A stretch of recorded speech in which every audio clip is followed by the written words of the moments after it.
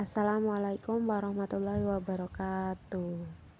Saya di sini dengan rekan sejawat saya yaitu Ibu Novilianti.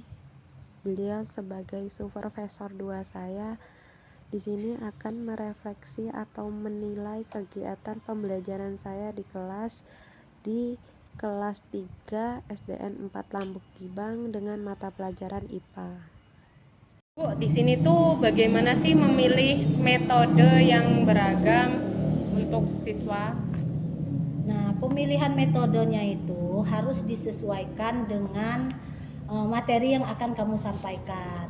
Misalnya kalau kamu menggunakan materi angin, kamu bisa memilih metode demonstrasi, menunjukkan benda-benda, atau kamu bisa menggunakan metode tanya jawab, mengajak siswa untuk aktif saling bertanya jawab. Dan kamu juga bisa menggunakan metode menggunakan ruang lingkup sekitar, misalnya menunjukkan benda-benda yang ada di lingkungan sekitar. Jadi tidak hanya menggunakan satu metode saja, tapi harus menggunakan berbagai macam metode sehingga siswanya antusias dan termotivasi untuk mempelajari materi yang akan kamu ajarkan. Berarti kan kalau misal tentang metode angin nih, anak-anak boleh diajak keluar untuk merasakan gimana rasanya angin atau gimana seperti itu ya Bu ya? Ya, betul sekali.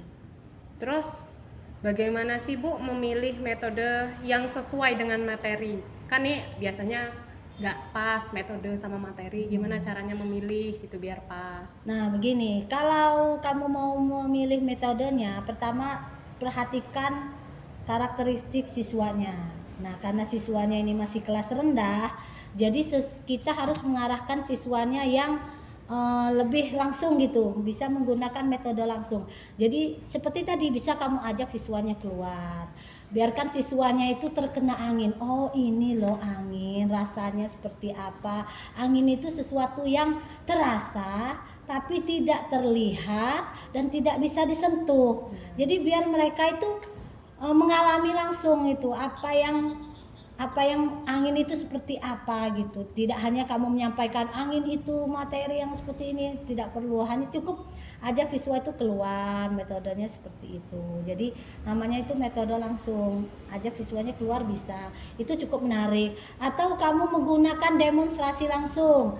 Metode demonstrasi, contohnya kamu membawa kipas, terus kamu hidupkan kipasnya, tunjukkan ke siswanya, mempraktekkan alat ini, nah ini bergerak menghasilkan angin. Itu namanya metode demonstrasi, menunjukkan ke siswanya benda-benda yang bergerak, yang menghasilkan angin. Atau metode yang mudahlah dipahami siswa itu. Ya karena kan mungkin siswa kan beragam, ada yang paham dengan metode satu, ada yang tidak gitu. Ya, jadi berarti kan kita sebagai pengajar itu harus pintar-pintar memilih metode yang mana yang pas. Betul, makanya harus disesuaikan dengan tingkat kebutuhan dan pengetahuan siswanya. Seberapa besar sih Bu pengaruh metode pembelajaran untuk meningkatkan keberhasilan siswa di dalam kelas gitu? Nah begini, jika kamu sudah menggunakan metode yang beragam, contohnya tadi kayak demonstrasi, anak itu kan memperhatikan apa yang kamu demonstrasikan, apa yang kamu peragakan, kamu tunjukkan, anak itu memperhatikan. Jika anak itu memperhatikan, maka dia menggunakan visualnya. Ketika kamu menjelaskan, maka anak menggunakan auditory-nya. Jadi tidak hanya melihat saja, dia juga mendengar, bila perlu menyentuh. Nah jika semua inderanya bekerja, anak itu akan lebih paham dan tidak mudah lupa akan materi yang kamu sampaikan. Anak-anak juga termotivasi mempelajari sesuatu itu karena ada alat peraganya, ada metodenya, ada metode tanya jawabnya. Nanti anak akan satu bertanya, satu menjawab, nanti saling memberitahu gitu. Jadi kan sehingga kalau anak sudah semangat, materi yang disampaikan membuat anak itu paham, ketika anak mengerjakan latihan ataupun soal yang ibu berikan, anak lebih mudah menjawabnya. Nah kalau sudah mudah dalam menjawab, kemungkinan besar jawaban anak benar, dan hasil penilaian siswa meningkat.